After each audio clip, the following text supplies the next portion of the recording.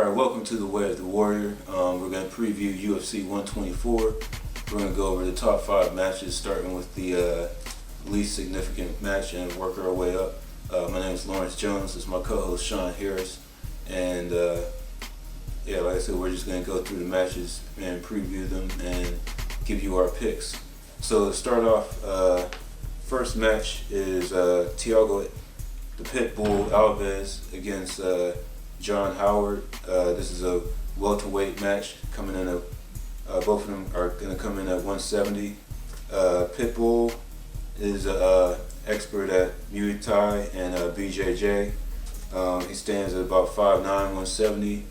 He's known for his knockout power, and the important thing that I've noted is that he's lost his last 2 matches, but you have to be careful because those last 2 matches were against GSP and John Fitch.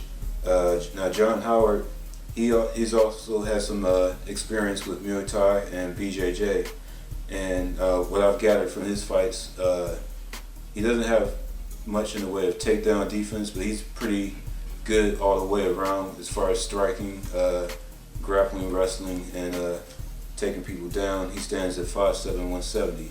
So who do you favor in this match, Sean?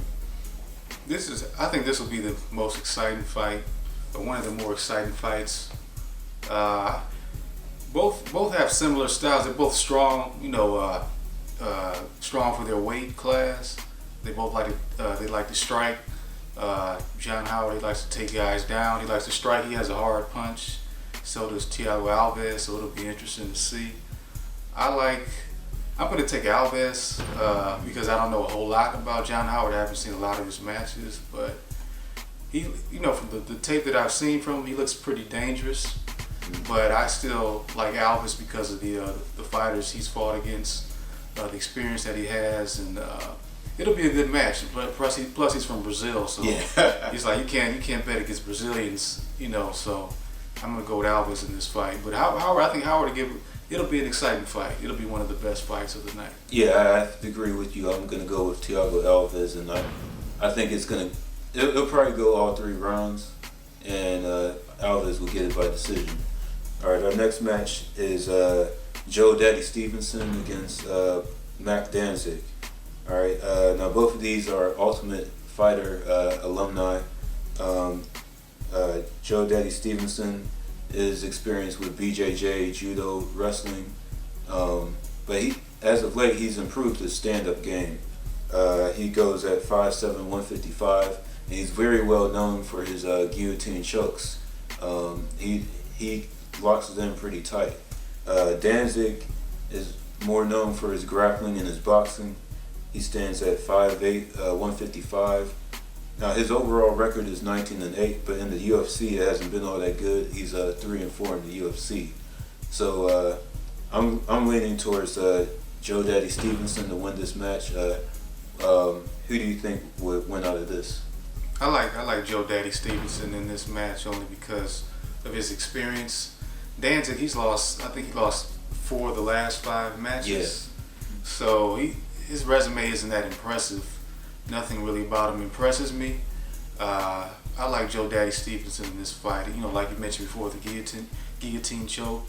The best way to go at Stevenson would be to get him in a submission if you're better at it than he is. But Danzig, I don't see it. I think he's fighting for his UFC life. Yeah. If he loses this match, he might get cut. Mm-hmm. So I like Stevenson. All right.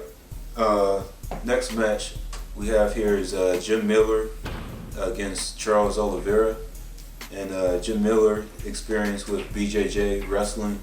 He's on a 5-fight win streak, and he's standing at 5'8", 155. And we have Charles Oliveira, who's 14-0, 3-0 in the UFC, so he's undefeated. He's also experienced with BJJ, Muay Thai, and half of his wins are by submission. And he stands at 5'10", 155. All right, so who do you think, in your opinion, will win this match? This will be another good match here. Jim Miller, part of the Miller brothers. Both of them are pretty good fighters. Dan Miller being his other brother. But I like both of their strengths are submissions. They're both real good at submission moves. I think Miller's the stronger of the two, but I think Charles Oliveira, he's more naturally gifted. He's a better athlete, so I'm leaning towards him. Just Are you gonna go with the Brazil factor too? Yeah, and plus he's from Brazil. Can't bet against that. So I like Charles Oliveira in this one. Yeah, I was looking at these two fighters, and I had to go with Oliveira too. Like you said, I think he's a lot more talented in terms of BJJ. Funny thing is, he's only I think he's only a brown belt, but like a lot of the Brazilian fighters seem to be how can I say, just better skilled and better trained for fighting on their backs and on the ground. So I'm gonna go with Oliveira with this one too. All right, now this next match is very interesting. It's a heavyweight match, and you have two big guys, one that's big in terms of height and one that's big in terms of size. And the latter that I'm talking about is Sean McCorkle. Now he's 37 years old, but he's 10-0, 1-0 in the UFC. Specializes in kickboxing and wrestling. He's 6'7", 263, but in some of the other fight promotions that he's been in, he's fought at super heavyweight, as big as 320 pounds. All right. And then we have Stefan Struve, who has been in the UFC for a while. He's also a great kickboxer. 14 of his victories have come by submission, and he's probably the tallest MMA fighter in the UFC, standing at 6'11", 247 pounds. But I haven't seen anybody taller. No. So yeah. And he's about 22 years old. I'm leaning towards Stefan Struve. I think he'll be the better striker.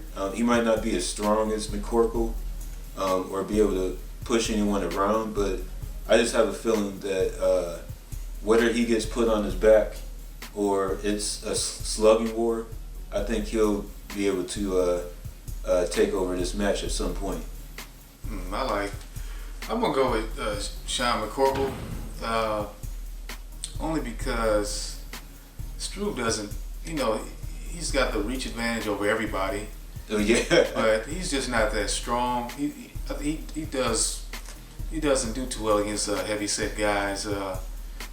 Big Country Nelson. Right, he lost him. Yeah. He's not that strong at all. I mean, I think his best chance of winning is by submission. I think Sean McCorkle could take him down, and then maybe he can get McCorkle in a submission, because he's actually better on his back than he is standing up. Considering his height is length advantage over everybody else, but he's just not that strong at all. He still needs time to develop. He's still real young, but I'm going to go with Sean McCorkle in this one. I think he'll just be too strong for him, and unless he gets a submission on McCorkle, I see Sean winning this fight.